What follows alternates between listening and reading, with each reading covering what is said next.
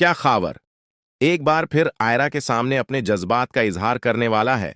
और क्या इस पर बिखरी हुई आयरा इस रिश्ते को कबूल कर पाएगी, या फिर कहानी वहां पहुंचेगी जहां कामयार को यह एहसास होगा कि उसकी बदनामी महज इत्तेफाक नहीं थी, बल्कि एक सोची समझी साजिश थी। नाजरीन, मेरी जिंदगी है तो कि आने वाले एक साथ में जज्बात, गलत फहमियां और साजिशें सब एक साथ टकरा रही हैं। एक तरफ वो लोग हैं जो खामोशी से अपना खेल खेल चुके हैं और खुद को कामयाब समझ रहे हैं, जबकि दूसरी जानिब दो ऐसे दिल हैं जो इस हद तक टूट चुके हैं कि एतमाद का नाम सुनकर भी दिल कांप जाता है।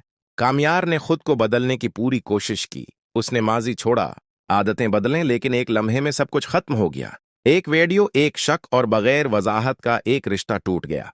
इसी सदमे के बाद कामयार एक बार फिर से अपनी पुरानी दुनिया की तरफ लौट जाता है। वो जगह जहां शूर तो है मगर सुकून नहीं।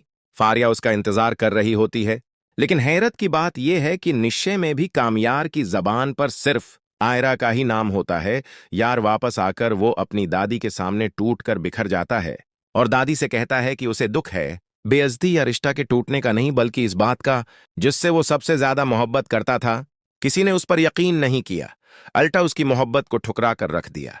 दादी जानती हैं कि कामयाब वाकई बदल चुका था, मगर कामयाब तलखी से कहता है कि अच्छा बनने की कोशिश ने फायदा ही नहीं दिया। गुस्से में वो खुद को फिर से उसी जिंदगी में दिखेलता है जिससे निकलने की कोशिश वो कर रहा था, लेकिन न बदला सुकून देता है और न लापरवाही खुशी। कामयार खुद से सवाल करता है कि आखिर वो किस तरफ जाए।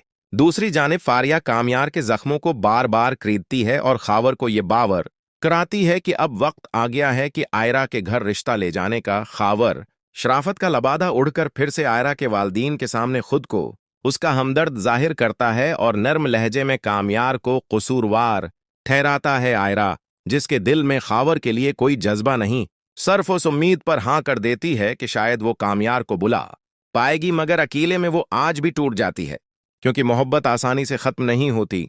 कहानी का असल मोड़ इस वक्त आएगा जब कामयार पर्दे के पीछे होने वाली बातें खुद सुन लेगा। तब इसे मालूम होगा कि सब कुछ एक मंसूबे के तहत हुआ था।